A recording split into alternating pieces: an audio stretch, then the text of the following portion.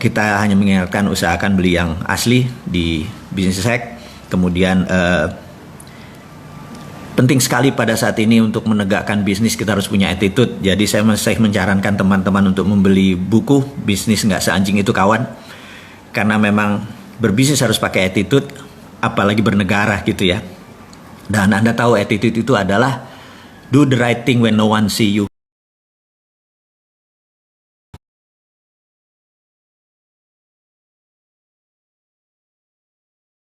Jadi melakukan hal yang benar ketika tidak ada orang memperlihatkan atau tidak memperhatikan Anda. Jadi do the right thing when no one see you.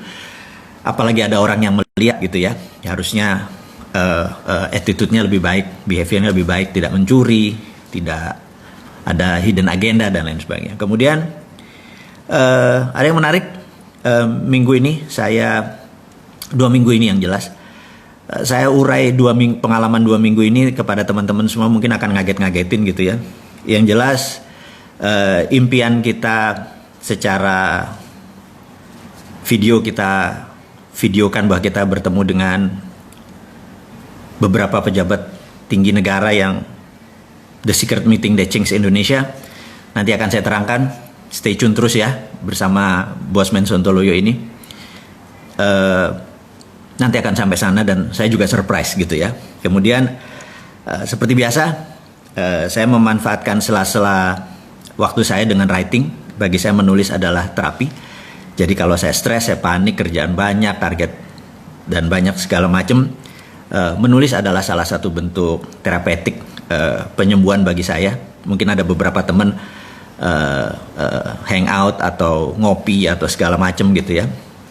Dan tidak saya lakukan adalah menulis. Jadi banyak sekali yang saya akan tulis. Otak saya liar sekali. Ada Kapten Dinaran yang jelas, dan yang pasti Grand Ferrari yang mengejutkan, karena belum selesai aja ada 2 perusahaan film nasional yang akan membuat filmnya, masih dalam tahap negosiasi, masih berdiskusi sana sini. Akhirnya saya jadi tahu gara-gara ngobrol sama mereka, oh Filosofi Kopi 3 itu sebentar lagi Maret 2021 meluncur. Dan full surprise. Jadi itu teman-teman, mudah-mudahan bisa kebayang siapa yang akan membuat film Grand Ferrari gitu ya. Saya bocorin sedikit. Kemudian, topik itu semua informasi sudah diinfokan, apalagi ya. Terakhir saya lupa mengingatkan bahwa teman-teman Business Hack dan ruang bisnis saat ini sedang menggodok sebuah paket yang menarik, yaitu Bosman Expo. Anda siap-siap akan terkejut dengan apa yang mau diekspokan oleh produk-produk di Bosman ini. Mungkin lebih dari 30 produk kali ya. Dan Expo ini akan membuat sesuatu yang baru, di mana kalau ini berhasil kita akan copy setiap 2 bulan, kita akan lakukan untuk produk-produk Anda. Ini adalah pertama kali kita melakukan strategi dengan cara expo. Jadi kita mengikuti acara Harbolnas, hari belanja online nasional gitu ya, atau 111 single days, di mana kita akan lakukan setiap 2 bulan. Anda dengan teman-teman, produk-produk Anda kita akan blast dalam 3 hari 3 malam, dan kita harapkan adalah omsetnya 1 bulan atau omset 2 bulan jatuh ke 3 hari itu, dengan memberikan diskon, bonus, hadiah dan lain sebagainya. Kita akan coba dulu dengan Bosman Expo. Kita selalu menggunakan trial error gitu ya. Dan ini berharap bisnis kita nanti untuk membantu teman-teman UKM yang pada saat ini mungkin ada masalah kendala dengan pengiklanan, masalah kendala dengan produksi dan lain sebagainya, terutama masalah penjualan. Dan kita akan bantu dengan strategi kita. Kita akan lakukan dengan Bosman Expo dulu, kemudian kita akan melakukan expo-expo yang lain, dan kita sudah tahu itu mengenai digital dan online gitu ya. Jadi kalau dulu kita mengadakan event-event expo adalah menggunakan gedung yang gede, sewa dan lain sebagainya yang mahal, kemudian pakai iklan yang besar di media-media mainstream, kemudian orang datang berjuta-juta, kemudian produk Anda kita akan melakukan itu dengan online. Jadi menghemat segalanya, dengan harga bisa murah, bisa kompetitif, sehingga Anda bisa mendapatkan win-win benefit. Kemudian sekali lagi produk Anda akan kita lakukan juga hal yang sama. Baik teman-teman, kita akan mulai acara kita. Acara kita temanya adalah The Time is Now, judulnya ya. Assalamualaikum warahmatullahi wabarakatuh. Dimanapun Anda berada, kita akan mulai acara kita. Judulnya The Times is Now. Waktunya itu sekarang. Saya tidak pernah melihat waktu sebaik hari ini, sebaik momen ini. Dan itulah yang membuat saya gregetan kepada pemerintah yang saat ini. Sehingga kalau Anda, sahabat semua, dengar video kita atau menonton atau lihat kutipan tulisan dan sebagainya, saya tuh kayaknya orang gregetan sama sekali. Itu tidak lain tidak bukan karena momen ini tidak akan kembali seketika atau tidak akan kembali lagi. Dalam bisnis ada 4 hal yang paling penting. Nomor 1 adalah masalah funding, kira-kira 10%, masalah bisnis model 18%, kemudian masalah SDM, Anda harus punya SDM yang bagus, manajemen yang bagus, motivasional itu sekitar 28%. Tapi sisanya adalah momentum.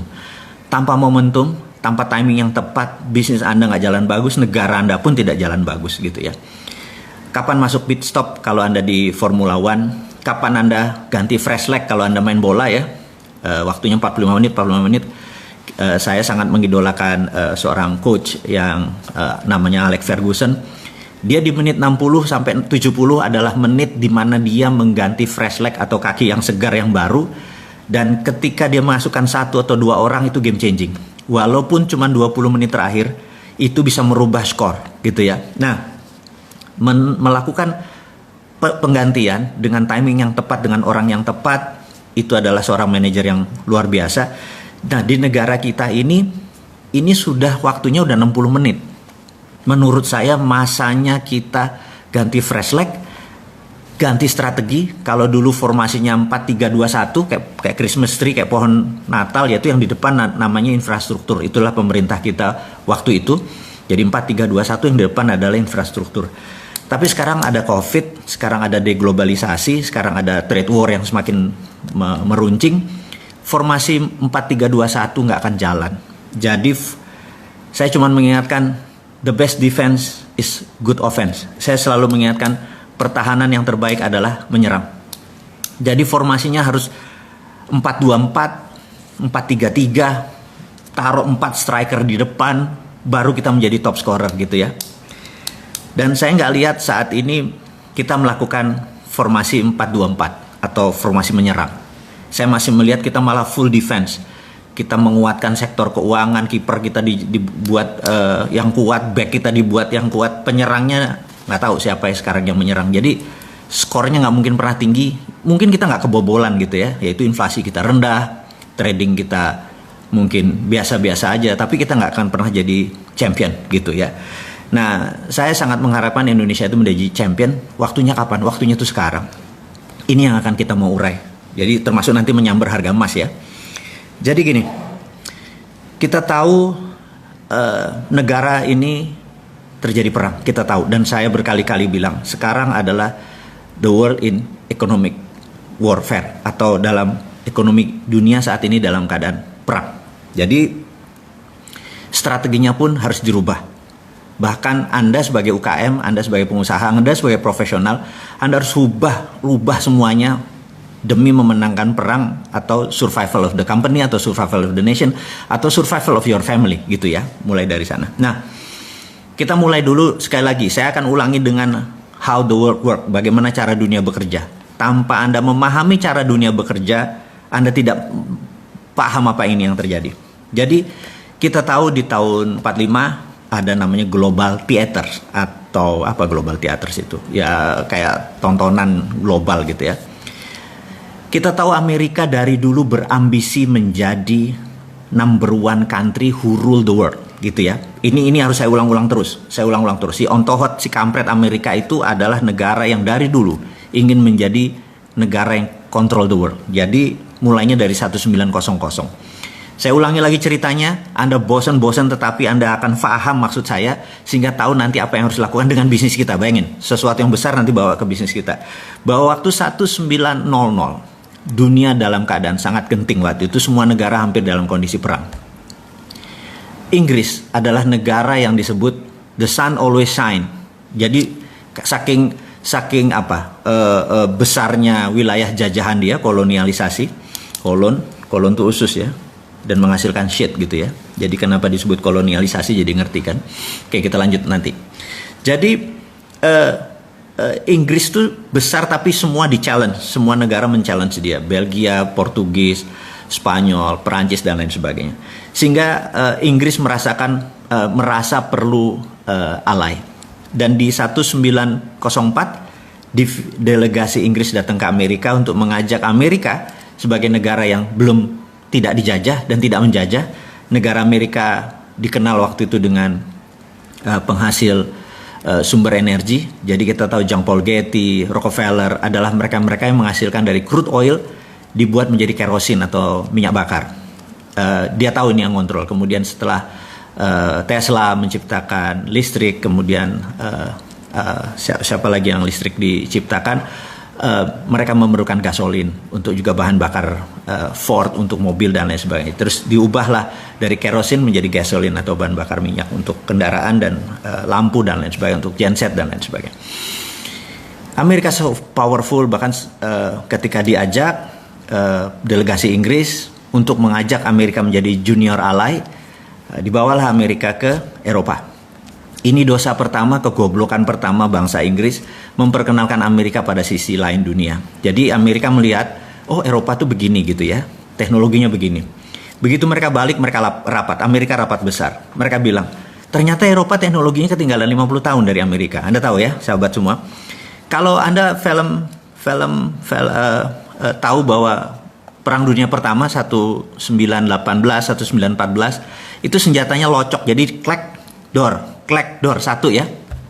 Tapi Amerika sudah revolver, begitu nembak dek itunya muter sendiri, revolvernya muter sendiri. Jadi saya ingetin lagi bahwa kembaran saya itu film Last Samurai, si Tom Cruise waktu dia bertempur terakhir dengan para samurai, itu Amerika sudah pakai tembakan yang dedet gitu ya.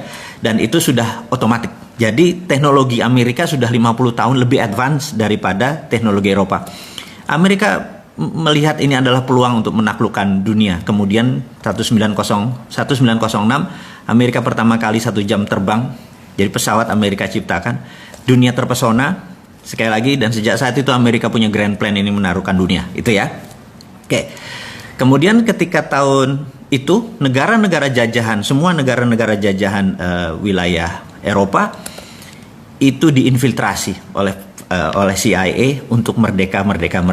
Karena itu gerakan dunia hampir sama, mulai dari Afrika Selatan, India, Indonesia, Thailand nggak pernah dijajah, Malaysia, semua negara bergerak hampir sama di tahun 40-an, 45 puncaknya. Dan apa yang dilakukan oleh Amerika adalah strateginya yang namanya dekolonialisasi. Dekolonialisasi adalah Amerika ingin Eropa tidak kaya lagi dengan seluruh negara jajahannya dilepas, gitu ya. Karena itu Amerika mensupport kemerdekaan Indonesia, mensupport kemerdekaan banyak negara, mensupport. Sekali lagi ini bajingannya dia. Jadi jangan menganggap itu pahlawan ya. Dan itulah disebut global theater. Tanpa global theater ini Pak Karno ngambil momen, gitu ya. Dia tahu Pak Karno, saya bisa berulang-ulang menyatakan dari sisi lain seorang yang luar biasa. Dia ngelihat global theater ini, dia manfaatkan untuk memerdekakan Indonesia. Nah, akhirnya semua negara merdeka. Gandhi di India, kemudian Zulfikar Ali Bhutto, kemudian di Amerika Latin dan lain sebagainya. Anda yang lebih pintar dari saya untuk pelajaran sejarah. Yang saya mau mengingatkan sekarang, kita mirror, kita cermin tadi kita bawa. Nah, ketika China dengan strateginya pertama ingin menaklukkan dunia, karena penting China menaklukkan dunia, China melakukannya berbeda. Kalau Amerika dengan military approach atau pendekatan militer, China melakukan pendekatan dengan economic approach. Jadi dua-duanya melakukan kolonialisasi, hanya China menggunakan kolonisasi 5.0 yang disebut economic approach, Amerika menggunakan military approach. Economic approach ini luar biasa karena tidak terasa. Bahkan kekomunisannya Cina pun tidak terasa, gitu ya. Kefasisan gerakan bernegara berideologi tidak bertuhan itu pun tidak terasa. Bahkan kita sekarang yang nganggap Hitlernya itu Trump, gitu ya. Bukannya yang tidak bertuhan gitu, yang fasis itu ya Trump gitu, bukannya ini. Saya bukan pembela Trump ya, hanya diingetin aja bahwa betapa dahsyatnya propaganda itu bisa merubah mindset kita semua. Nah, Tujuan kita sekali lagi bukan untuk menjelek-jelekan putusan pemerintah, bukan, sekali lagi sabar ya, sabar. Ini tujuannya adalah kita supaya ekonomi kita Anda berdaulat, kita berdaulat, saya berdaulat gitu. Nah, balik lagi ke cerita kita 5.0 itu begini caranya. Mereka menggunakan strategi namanya closed loop. Closed loop itu begini. Kita kasih contoh Bali ya. Jadi kalau ada turis datang ke Bali, turis Cina nih terutama, apa yang dilakukan oleh kolonialisasi 5.0? Jadi dia beli hotel, kemudian dia beli restoran, kemudian dia beli kafe, kemudian dia beli tempat oleh-oleh, kemudian dia punya tour and travel. Begitu kapal dari China datang, dijemput oleh tour travel dia, bawa ke hotel dia, makan di restoran dia, terus nonton tari kecak, terus lihat ini segala macam 1-2, kemudian balik lagi. Itu adalah kolonialisasi 5.0 gitu ya. Dan mereka bayarnya pakai apa? Pakai Alipay. Pakai mereka digitalnya dia. Jadi nggak ada kita megang uangnya pun tidak gitu ya. Nanti semuanya interbank di dalam bank. Balik, itulah 5.0. Anda udah tahu, saya ulangi ini berkali-kali, tapi ini demi pemahaman saya harus ulangi berkali-kali. Kemudian apa yang dilakukan oleh misalnya di Sulawesi Selatan ada perusahaan tambang, itu juga sama, mesinnya dari Cina, produknya dari Cina, teknologinya dari Cina, uangnya dari Cina, TKA-nya dari Cina, bayar pun pakai yuan gitu ya. Jadi yuan mendadak menjadi cadangan devisa. Saya bilang kok bisa ya segitu naifnya kita menerima cadangan devisanya kita pakai yuan gitu ya. Dan saya sih nggak setuju, tapi monggo ya Pak, kalau pemerintah ngambil itu sebagai sebuah kebenaran versi dia, mereka bertanggung jawab. Kita cuman sisi lain, the other flip of coin, sisi lain dari koin kita lihat kan, bos ini bos gitu ya. Nah, itu adalah close loop. Tujuan mereka adalah mereka itu lahannya terbatas, produksinya terbatas. Berapa ton mereka sehari perlu telur, berapa ton mereka sehari perlu pangan, berapa ton mereka perlu sumber daya alam mereka untuk membuat pabrik-pabrik mereka berjalan. Mereka memerlukan kuasi teritori atau perluasan teritori gitu ya, kuasi teritori. Dan kita tahu bahwa kalau how the world work adalah cara dunia bekerja adalah Eropa adalah negara produsen, Amerika adalah negara produsen, kemudian sumber bahan bakunya dari Afrika untuk Eropa, sumber bahan baku Amerika Latin untuk Amerika Utara, dan Asia kebanyakan adalah market. Jadi begitu China jadi produsen, maka China harus punya sumber bahan baku. Jadi Asia Tenggara adalah targetnya China. Jadi yang tadinya, dan ingat, beda market. Kalau negara itu dijadikan market, negara tersebut nggak boleh miskin, nggak boleh kaya. Jadi di trap antara 3.500 sampai 5.000. Tapi kalau negara bahan baku itu harus miskin. Seperti Afrika harus miskin, Amerika Latin harus miskin, penuh dengan hutang. Amerika Latin penuh dengan hutang. Dan jadi mengapa kita di trap? Karena kita negara penghasil untuk negara produsen. Kita nggak boleh jadi negara produsen. Ini kurang ajar. Ini namanya 5.0. Nanti saya ceritain bagaimana kurang ajarnya on hot Amerika gitu ya. Sabar. Jadi balik lagi kita ke penyeimbang sekarang. Penyeimbang. Apa yang Amerika lakukan? Amerika sama bangsatnya gitu. Jadi bayangin dia saat ini negaranya sejak tahun 71 memprinting dolar tanpa underlying emas gitu ya. Nah, yang terjadi adalah nilainya. Jadi apa underlyingnya? Underlyingnya adalah hutang. Nanti saya kasih berapa hutang dunia yang menjadi underlying IMF to print money-nya dolar. Kurang ajar nggak? Saya ulangi lagi ya. Saya akan kasih kepada teman-teman link yang setiap detik itu akan nambah karena beban bunga dan besarnya pinjaman uang negara-negara asing untuk jadi underlay-nya IMF untuk dolar printing money. Jadi dolar printing money-nya pakai dolar. Jadi gini, misalnya negara Papua Nugini, ini kita lepas pakai ini ya strateginya obor. Papua Nugini pinjam uang dari IMF katakanlah 4 billion dolar gitu ya. Di pembukuannya di sini adalah hutang, di sini adalah pemberi utang IMF. IMF minta Amerika print, cetak kasih ke sini. Berdasarkan apa Fed ngeprint? Berdasarkan hutangnya Papua Nugini. Begitu Papua Nugini membayar balik, itu menjadi asetnya IMF. Kita tahu kan 26% pemilik IMF adalah Amerika, dan untuk voting right-nya perlu 75%. Saya ulangi lagi. IMF itu untuk mengambilkan resolusi perlu 75% suara. Sementara suaranya Amerika 26%, alias kalau Amerika tidak pernah setuju, suaranya paling pol 74%. Kesimpulan, nggak pernah ada resolusi. Jadi IMF punya Amerika ya. Itu kurang ajar satu. Harus diterangin terus supaya jangan bangga sama asing, jangan bangga sama aseng. Itu tujuannya. Bangga itu sama putra bangsa kita sendiri, dengan ide kita sendiri, dengan teknologi kita sendiri. Mau boleh kampungan, mau nggak efektif, tapi hasil produksi bangsa ini. Kalau itu disupport, kita menjadi negara besar. Jangan bilang, bangsa Indonesia nggak efisien mesinnya. Attitude orang Indonesia males. Ya lu yang buat males. Lu hakimi kita dengan kayak gitu ya. Sebagai bapak bangsa, Anda harus menjadi seorang bapak gitu ya. Dan bapak itu ya harus ngayomi. Mau dari 5 anaknya 1 nakal, ya harus ngayomi. Itu anakmu. Jangan bilang anak gue cuma 4, ini bajingan gitu ya. Nggak bisa begitu bernegara. Anda nggak boleh menghukum anak sendiri. Salah, ajari. Salah, beneri gitu ya. Mereka kurang ajar, mereka durhaka. Biarin anak durhaka, tapi Anda adalah seorang ayah, Anda seorang ibu. Sebagai pemimpin, ayomi mereka. Nanti kita akan sampai sana.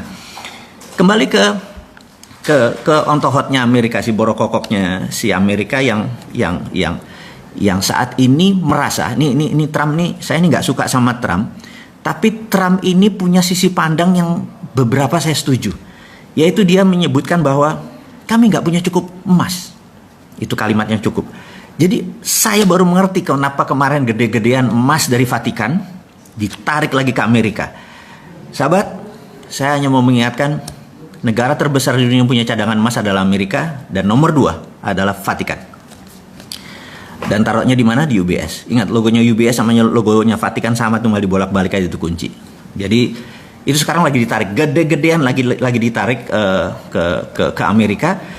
Karena itu kelangkaan emas di dunia ini sangat banyak. Karena itu harga emas bergerak naik. Jadi teman-teman yang di Naran merasakan, kalau Anda dulu pernah beli di 8.500 kira-kira bulan lalu, sekarang Anda udah hampir 1 juta.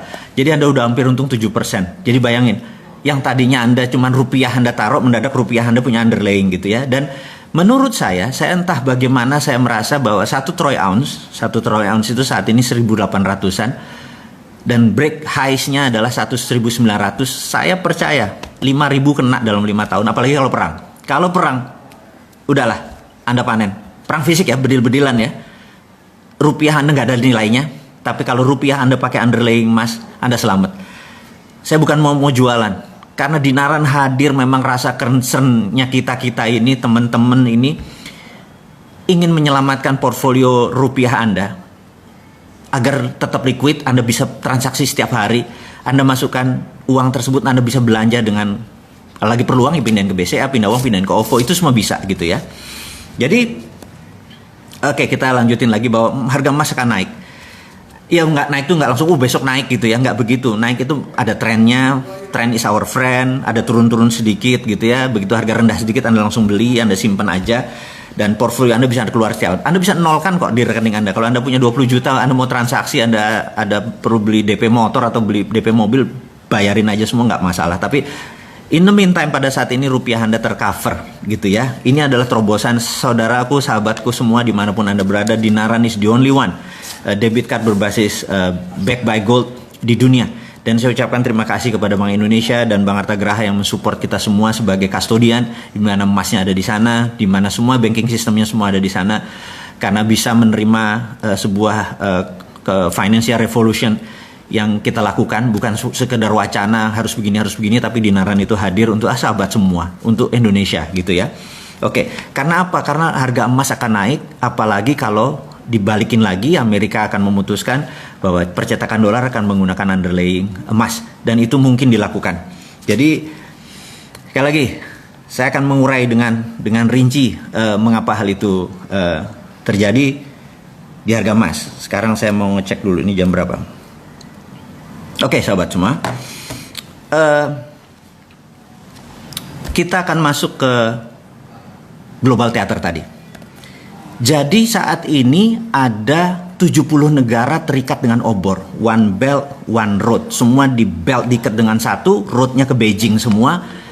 Jadi cara dia memprinting yuan adalah berbasis project di negara orang. Saya ulangi lagi ya.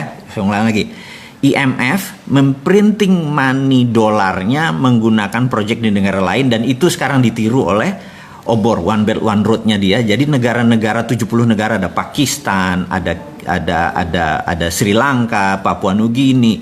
Mungkin 60% portfolionya diambil oleh obor tadi. Jadi dia ngeprint yuan berbasis project di negara lain gitu ya. Nah, apa yang Amerika lakukan adalah Amerika mau melakukan deoborisasi. Jadi dia mau cara membuat miskinnya proyek obor itu adalah deoborisasi. Jadi kalau Trump menang, menurut saya Cina lewat gitu. Tapi Trump ini compang-camping sekarang karena globalis cabal si kaum Bilderberg sangat benci sama Amerika. Karena globalis cabal itu sudah kawin sama Partai Komunis Cina, sehingga seluruh proyek globalis semua ada di Cina. Jadi sekali lagi, ini menarik nih. Cina pasang badan sebagai underlying, sebagai pondasi dari seluruh globalis cabal. Cina bermain karena globalis senang sama negara otoriter. Gitu, dia nggak senang sama negara demokrasi. Otoriter kan suara pemimpin langsung diikuti suara rakyat nggak mau disikat rakyatnya gitu ya. Dan itu anti demokrasi gitu. Nah, globalis cabal ini anti kemanusiaan, mereka mendukung aborsi, mereka mendukung LGBT gitu ya. Sementara itu bukan portfolionya Bosman. Portfolionya Bosman adalah kita mendukung life. Kita anti aborsi, orang aborsi kita nggak boleh. Kita nggak mendukung LGBT dan lain sebagainya. Dan ini mau clear saya mau katakan. Jadi sekali lagi, Indonesia harusnya bagaimana gitu ya. Saran saya Indonesia adalah tidak ke Amerika, tidak ke Cina, tapi bukan netral. Sekali lagi, ini harus diingat deh. Netral itu artinya nggak ada posisi. Nah, kita harus ambil posisi. Jadi saya berharap Indonesia ke depan memanfaatkan konflik kisruh ini. Saya udah pernah cerita tentang choke point. Sekarang kita nggak bicara itu. Kita ada lagi untuk menyelesaikan masalah itu adalah, nah ini. Jadi sahabat semua, kira-kira 2 minggu yang lalu saya membuat video yang ternyata sangat menggemparkan karena video itu adalah The Secret Meeting That Changed Indonesia, di mana saya terinspirasi dengan peristiwa tahun 89, di mana ada The Secret Meeting That Changed China, di mana China merubah center of gravitatis atau pusatnya dari menjadi independen, menjadi tidak bergantung pada IMF. Dia punya ukuran sendiri, dia punya hukum dagang sendiri, dia punya meteran sendiri, dia yang dia lakukan dan membuat China sebesar sekarang. Dan itu sebenarnya saya sangat terinspirasi dengan China, bahwa Indonesia waktunya sekarang. Kenapa waktunya sekarang? Saya mau terangin. Nomor 1, 2 negara lagi perang, dan ini adalah perang benar-benar pasti terjadi. Dan begitu mereka memenangkan perang, misalnya Tiongkok memenangkan perang, ya sudah, dunia akan rule by Tiongkok. Kemudian kalau Amerika menang, ya rule by Amerika gitu ya. Dan kita tahu bagaimana Amerika rule the world-nya gitu ya. Nah, sekarang who will win? Pertanyaannya, siapa yang akan menang? Dimanapun perang, panjang syaratnya ya. Kalau perangnya panjang, dua-duanya hancur gitu ya. Maka itu saya mungkin orang yang paling aneh mengharapkan ini perang fisik, benar-benar tembak-tembakan, dan perangnya lama. Dunianya hancur dua-duanya. Ini kesempatan kita unggul. Itu satu. Yang kedua adalah kita ini mau mengingatkan Pak Jokowi.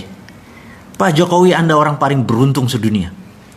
Di mana Anda saat ini mempunyai suara di partai itu lebih dari 60%. Bahkan saya menduga lebih dari 70%. Kalau Anda udah dapat 70%, 2/3 suara lebih, Anda absolut.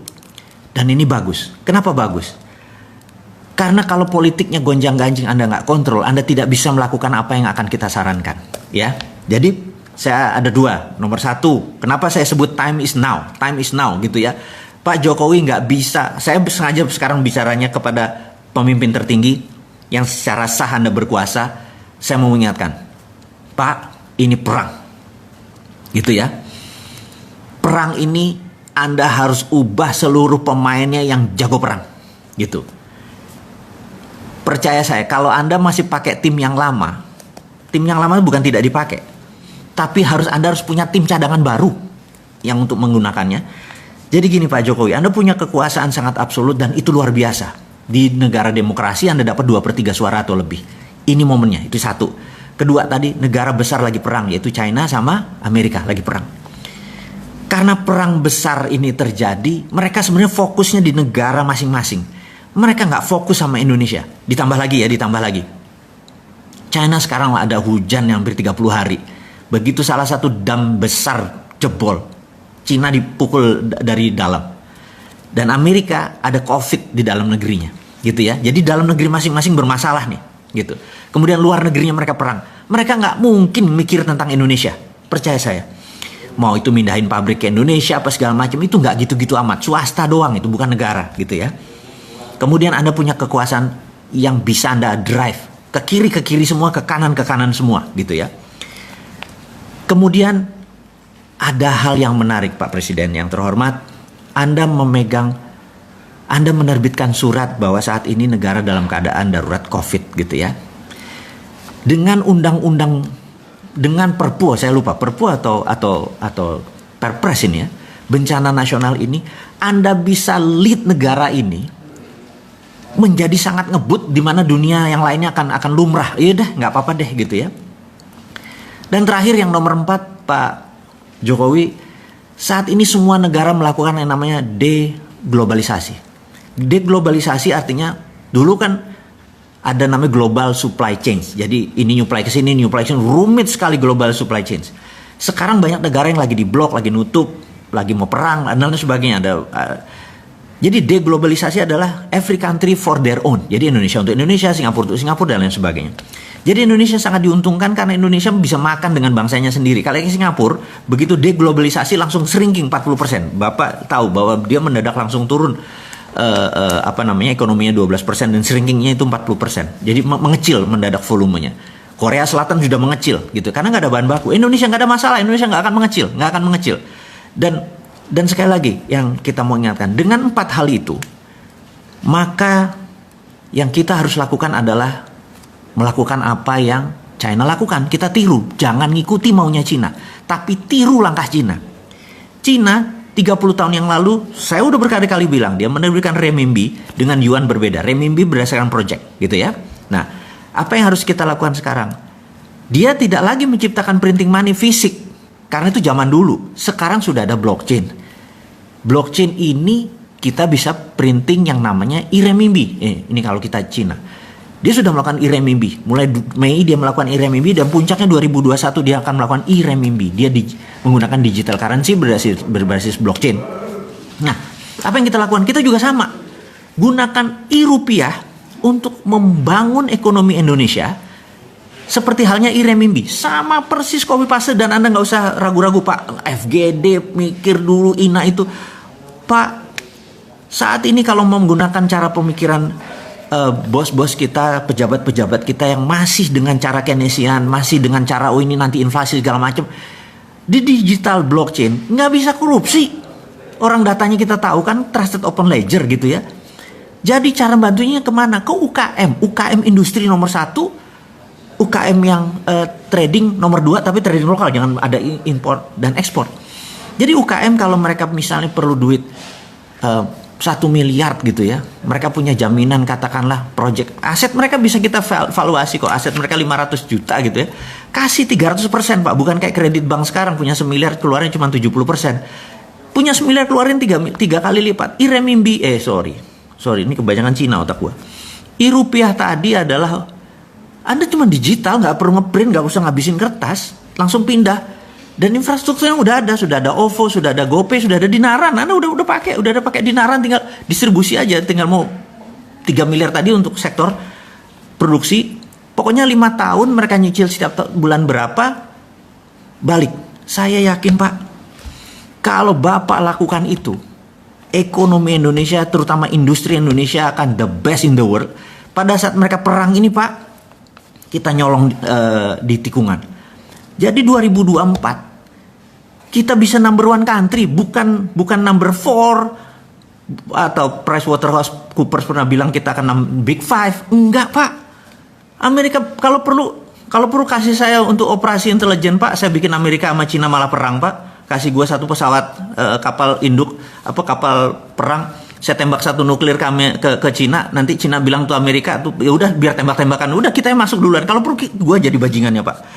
Jadiin gue persona non grata Pak, orang yang tidak disukai dunia Pak, kasih saya untuk izin untuk operasi intelijen, saya masuk, saya tembak itu 1 rudal ke Cina, terus nanti tembak-tembakan mereka perang Pak, mereka perang, kita manfaatin untuk membangun ekonomi. Saya dibenci dunia nggak apa-apa Pak, tapi dicintai tanah air nggak apa-apa Pak.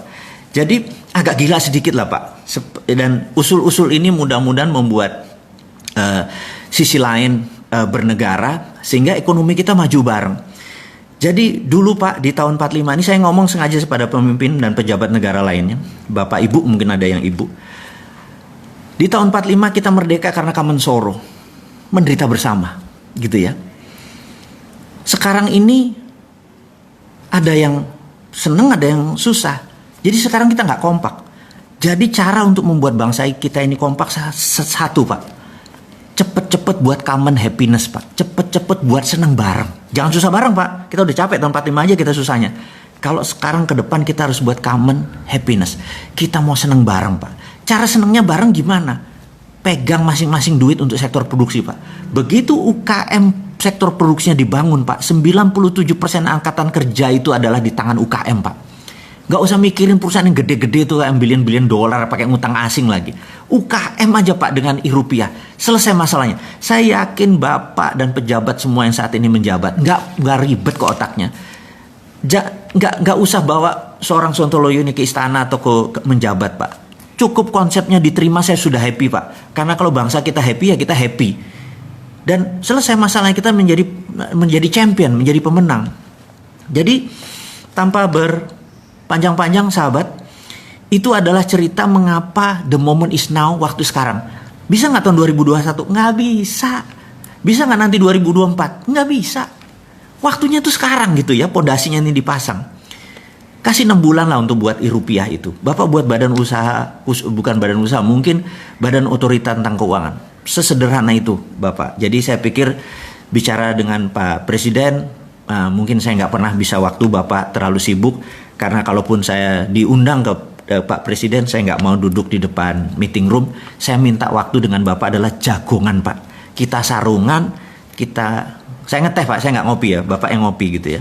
Jadi kita jagongan Pak. Ngomong santai Pak, nggak ngomong struktural, kita ngomong santai. Jadi kalau itu dilakukan saya mau Pak. Ketemu panjenengan, kita ngobrol, ngarol ngidul, terus sharing, dan saya sederhana Pak orangnya Pak. Saya nggak minta jabatan, saya minta Bapak yang melaksanakan karena Bapak megang mandat untuk menerbitkan e-rupiah. E-rupiah itu solusi. Semua infrastrukturnya ada Pak. Dan saya tahu tim Bapak kuat gitu ya.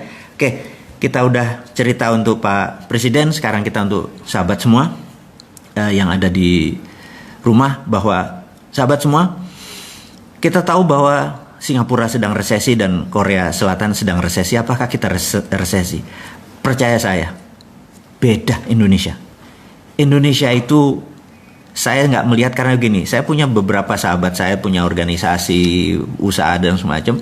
Kita udah review di selama corona, ternyata hampir turun penjualan itu kecil sekali.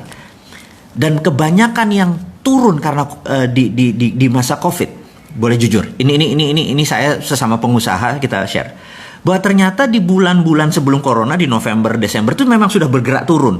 Jadi saya ngobrol sama teman-teman, saya bilang, lo banci kalau lo mengatakan gara-gara corona bisnis lo turun. Jujur deh, bahwa sebelum corona lo udah turun kan? Iya. Nah, itu sahabat semua, bahwa sebenarnya sebelum corona ada yang sudah mulai bergerak turun. Itulah yang kebanyakan yang kena. Tapi kalau yang sebelum corona biasa-biasa, setelah corona turun sedikit, habis itu naik lagi sekarang gitu ya. Nah, jadi ke depan jangan takut teman-teman, gaspol aja semua. Jadi apapun usaha Anda gaspol, Anda produksi gaspol aja gitu ya. Nah, saya ingin menceritakan sedikit apa yang membuat saya exciting gitu ya. Jadi saya bersama beberapa teman nanti akan membuat suatu bidang baru. Sekali lagi ini udah nggak bicara geopolitik, kita bicara bisnis dulu, karena saya pengen menolong teman-teman UKM ini dengan aksi nyata gitu ya. Teman-teman, kita tahu kalau kita beriklan, menggunakan keluar uang di Facebook Ad, kita ngulang di IG, mengeluarkan uang di TV, dan itu biayanya mahal. Dan ada tempat yang luar biasa yang tempat tersebut murah, tapi saat ini belum dikelola dengan benar. Jadi rencana kita ke depan, kita akan punya platform baru di mana jualannya adalah numpang di para selebriti. Selebriti ini, anggap kita ambil sahabat saya namanya R aja. 1 bulan itu 300 juta viewer dia, gitu ya. Kemudian ada A, ada G, gitu ya. Ada beberapa A, ada S gitu ya. Saya lihat namanya ada D terus. Kalau di total ternyata lebih dari 600 juta viewer per bulan. Dan Anda tahu kalau 600 juta itu viewer TV mana? TV itu kalau rating 3 tuh penontonnya 3 juta gitu. Kalau net TV ya 1, gitu juta. Ini kalau ratingnya 60 jadinya gimana? Yang nonton 60 juta, 600 juta gitu ya. Gitu ya. Nah, dulu kalau beriklan sama mereka sebagai endorser Anda bayarnya mahal. Percaya saya. Dengan 2 juta sekarang mereka mau. Gitu. Dengan 5 juta sekarang mereka mau. Dan Anda di view sama 5 juta orang. Ini terobosan karena yang kita lakukan adalah demokratisasi produk.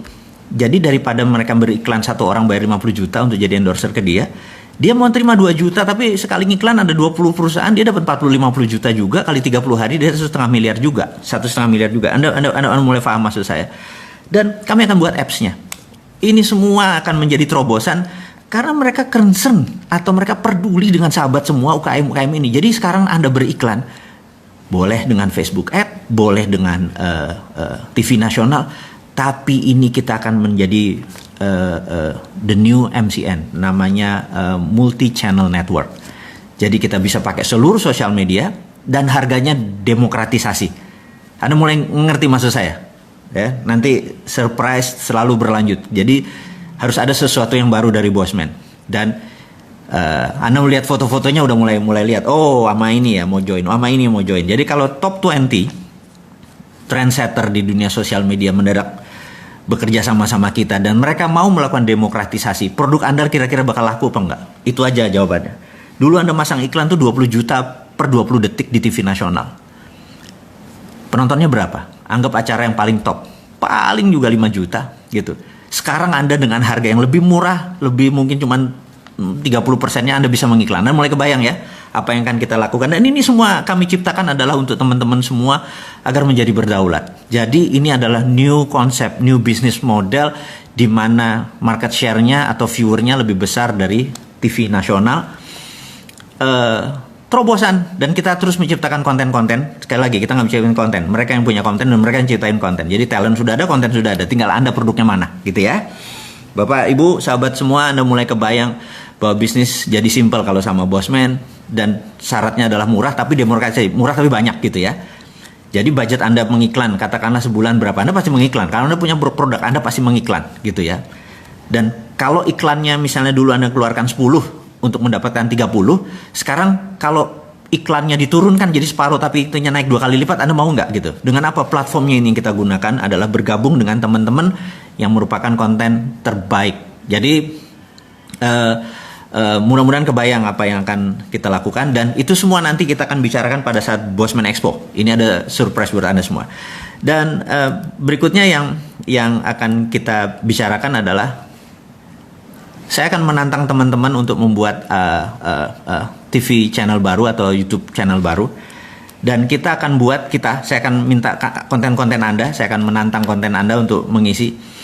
Saya cuma ngasih pengandaian gini. Kalau kita punya 50 channel nih, kalau kita bersama-sama, ini ada berapa orang nih sahabat kita sekarang? 12.000. Yuk kita buat channel bareng-bareng ya. Kalau kita punya 50 channel di YouTube, dan kita ngambil dari AdSense saja, ngambil dari iklannya aja. 50 channel, di mana satu hari viewernya 100.000 aja. Gitu ya.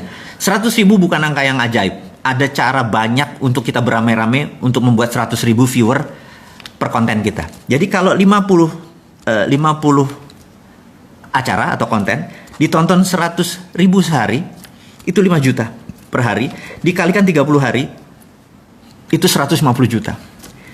150 juta viewer itu dari AdSense antara 2 sampai 3 miliar. Ada yang mau ikut? Banyak yang akan kita buat dan modalnya murah-murah. YouTube-nya pasti laku karena kita udah tahu algoritmanya, kita udah nemu ini, dan produk itu akan banyak sekali. Saya kasih contoh misalnya. Saya akan buat kalau Anda mau join boleh kartun horor gitu ya. Serial. Lucu, horor, serem tapi nggak berdarah-darah. Kartun. Musiknya bagus, ini bagus, dan murah biayanya gitu ya. Ini saya kasih contoh. Kemudian kartun Kapten Dinaran bentar lagi akan launching. Itu murahnya minta ampun. Jadi saya encourage bahwa di rumah Anda bisa punya sektor produktif, yaitu mengaktifkan YouTube Anda dan gabung dengan kami supaya kita punya multi channel network. Karena di belakang kita adalah teman-temannya. Jadi gini, kita harus berjamaah, kita harus sama-sama, kita harus gandengan. Dengan gandengan bersama-sama itu namanya demokratisasi. Kita menjadi bareng-bareng dan apa-apa jadi murah gitu. Apa-apa jadi bareng-bareng. Coba kalau Anda mengiklan ke satu orang, katakanlah seorang artis cewek terkenal, ngiklan di tempat dia bisa 50 juta dan belum tentu dapat 1 juta yang lihat. Tapi kalau itu dipecah di 10 artis, termasuk Anda punya YouTube channel, mungkin dengan 20 juta penontonnya udah 2-3 kali lipat, mungkin dengan 10 juta. Dan artis tadi lebih baik dia dapat 5 jutaan atau 3 jutaan tapi dari 30 biji, 100 juta juga gitu ya. Kali 30 ya dia 3 miliar juga, happy juga gitu ya. Teman-teman, dan ini akan menjadi, Anda juga nanti akan bisa. Anda produk Anda atau konten Anda juga akan kita lewatin. Jadi kita tahu saat ini dunia iklan ada 120 triliun a year anggarannya. Kalau kita dapat berapa? 10%? 10 triliun mau berbagi gitu ya. Caranya gimana? Kita harus membuat yang namanya multi content network. Dan saya membuka tawaran ini semua ke Anda semua, dan kalau mau menghubungkan saya nanti kasih nomornya, nanti di IG channel kita akan kasih tahu. Teman-teman, mungkin hari ini kita tidak terlalu berapi-api untuk bercerita seperti kemarin tentang nasionalisme, tapi itu adalah ciri kita. Kadang-kadang kita bicara bisnis karena itu bagian part of our life, kadang-kadang kita bicara kesehatan, kadang-kadang kita bicara geopolitik, kadang-kadang keulang lagi cerita tentang dunia bahwa kita harus tahu. Tapi sekali lagi di ujung acara ini, di ujung sesi ini saya mengingatkan bahwa waktu itu adalah sekarang. Kita yuk bareng-bareng ngingetin pemerintah bahwa yuk terbitin rupiah karena kosnya hampir nggak ada. Tidak ada ongkos cetak-cetak. Inflasi mungkin bisa dikontrol karena tidak ada bunga. Jadi inflasi kalau ya ini bunganya 5%, bunganya 3% nggak ada. Di dalam rupiah tidak boleh pakai bunga. Jadi bukan sekedar negaranya ini jadi syariah gitu ya, untuk beberapa teman yang memahami bahwa bunga itu adalah riba. Ini jelas tidak ada ribanya, tidak pakai bunga, pakai rupiah, dan karena ini trusted open ledger pakai blockchain, nggak bisa dikorup karena kemana uangnya jalan mendadak. Oh kok ke Bosman ada nih, dia korup nih. Udah nggak, bawa aja kita langsung ke tempat yang tidak disukai orang itu gitu ya. Jadi sekali lagi, menyelesaikan masalah negara ini gampang kalau kita buat gampang. Jadi pakai common sense, pakai hati lapang, pakai keterbukaan. Teman-teman, akhirul kalam, saya ucapkan terima kasih sudah bersama-sama dengan saya di hari Minggu yang ceria ini. Kita akan ketemu mungkin minggu depan atau 2 minggu dari sekarang. Tetap semangat, selalu berprasangka baik, gunakan protokol COVID setiap hari. Kita akan berbisnis, siap-siap kita akan informasikan tentang media multimedia content network. Siap-siap ada produk baru dari Bosman, dan sekali lagi itu adalah untuk Anda semua. Akhirul kalam, saya ucapkan terima kasih. Wassalamualaikum warahmatullahi wabarakatuh.